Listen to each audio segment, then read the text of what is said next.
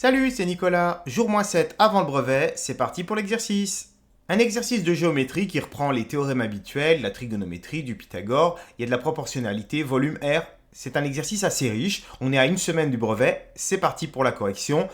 Comme d'habitude, l'exercice il est en description, tu as juste à le télécharger si tu veux le faire avant. Question 1, donc on nous présente la situation, Mathieu qui voudrait faire l'isolation de sa maison, donc là on a un plan de sa maison, avec tout plein de longueurs, d'informations sur des angles, etc. etc.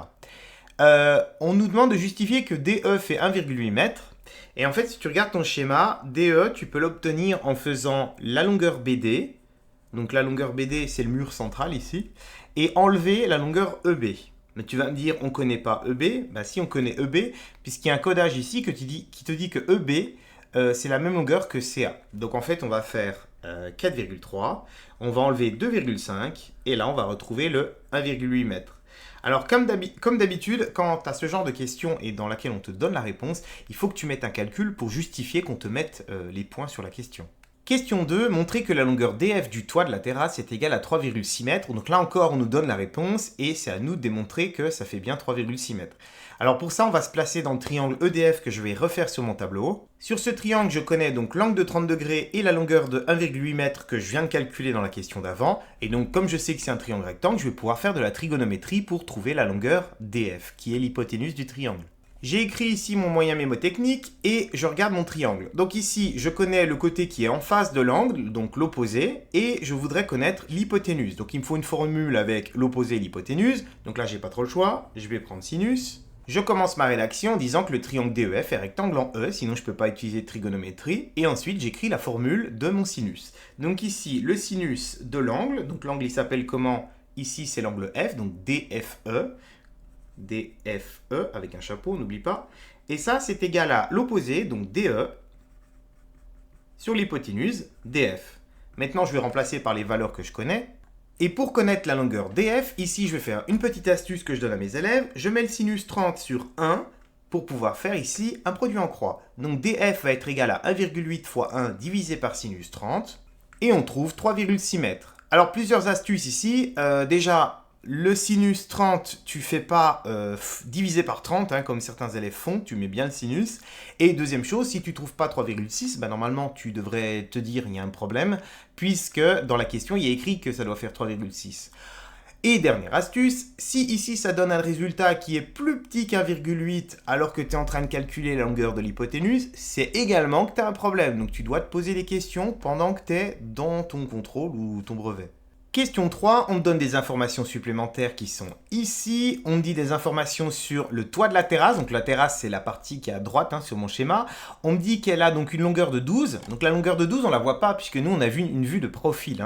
Par contre, on voit bien la largeur du toit puisque ça fait 3,6 et le 3,6, on l'a calculé juste avant. Donc on va pouvoir calculer la surface du toit. Le toit est un rectangle. Donc pour calculer l'aire d'un rectangle, on fait longueur fois largeur. Donc là, on va faire 12 multiplié par 3,6 et ça va nous donner 43,2 et ça représente l'aire de mon toit. Alors 43,2, on met l'unité mètre carré puisqu'ici la longueur et la largeur sont en mètres. On me dit qu'un rouleau de laine de roche couvre 6 mètres carrés. Bon bah pour savoir combien il m'en faut pour les 43,2 mètres carrés, il suffit de diviser cette surface par 6. Ça me donne 7,2 et comme je ne peux pas acheter 0,2 rouleaux, je vais devoir en acheter un de plus, c'est-à-dire 8 rouleaux. Question 4, montrer que la longueur CD du toit de la partie habitable, donc cette fois c'est la partie gauche, elle fait 8,2 mètres. Donc on nous donne la réponse et là il faut qu'on retrouve donc un raisonnement qui nous permet de calculer cette longueur. Ce qu'on va faire, ça va être relier par un segment les points C et E et on va obtenir ici un angle droit à l'endroit où il y a E. Pourquoi? Parce qu'en fait tous les murs sont perpendiculaires au sol, il y a des angles droits partout, on est en train de faire un rectangle. CEBA, c'est un rectangle. Donc une fois que j'aurai ce rectangle, tu vas voir qu'on va trouver cette longueur en faisant le théorème de Pythagore. J'ai refait le triangle pour qu'on le voit plus proprement donc sur mon tableau. Ici j'ai remis la longueur de 8 mètres puisque la longueur AB faisait 8 mètres sur mon dessin. Je vais pouvoir me lancer donc sur le théorème de Pythagore en commençant par dire que le triangle est rectangle en E. Ensuite, j'écris mon égalité de Pythagore. Donc, l'hypoténuse au carré CD ici va être égale à la somme des deux autres carrés, donc DE au carré plus CE au carré. Je remplace par les valeurs numériques et je fais le calcul de CD au carré. Je trouve 67,24 et donc maintenant il faut trouver CD, donc on va prendre la racine carrée de ce résultat, ce qui nous donne le 8,2 mètres qu'on était censé trouver dans la question 4. On va pouvoir passer à la question suivante. Question 5, on me donne plusieurs informations, notamment sur la longueur du toit, sur l'épaisseur d'isolant qu'on va mettre et sur la densité de la ouate de cellulose. Et donc on voudrait savoir la masse dans kilogrammes de ouate de cellulose qu'il y aura sur le toit de la partie habitable. Pour trouver la masse, il me faut le volume de watts. Alors, le volume de watts, il faut imaginer le toit comme étant un rectangle sur lequel je mets une épaisseur de 10 cm de watts. Donc en fait, ça fait un pavé droit de hauteur 10 cm. Donc pour faire le volume d'un pavé droit, il faut faire longueur fois largeur fois hauteur. Donc la longueur et la largeur, on me la donne. Donc c'est 12 mètres de longueur sur 8,2 de largeur. Et il faut que je multiplie ça par la hauteur. Donc comme la hauteur est en centimètres, il va falloir mettre en mètres, puisque lorsque tu fais une formule de volume et que tu multiplies longueur, largeur, hauteur, il faut que les trois unités soient identiques. Donc 10 cm, c'est 0,10 mètres. Donc là, je multiplie par 0,10 pour trouver mon volume. Ce qui me donne 9,84 mètres cubes, puisque toutes mes unités, c'était des mètres. Ensuite, il faut que je trouve la masse que représente ces 9,84 mètres cubes, et on te dit la densité de la ouate, donc 40 kg par mètre cube. Donc je vais multiplier le nombre de mètres cubes, mon volume, par cette densité pour trouver la masse.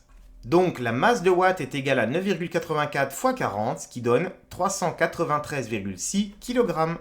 J'écris la phrase réponse et j'en ai terminé pour cet exercice. Il ne me reste plus qu'à te souhaiter une bonne journée et bon courage dans cette dernière ligne droite. C'est la dernière semaine avant le brevet et après ça sera les vacances. Ciao!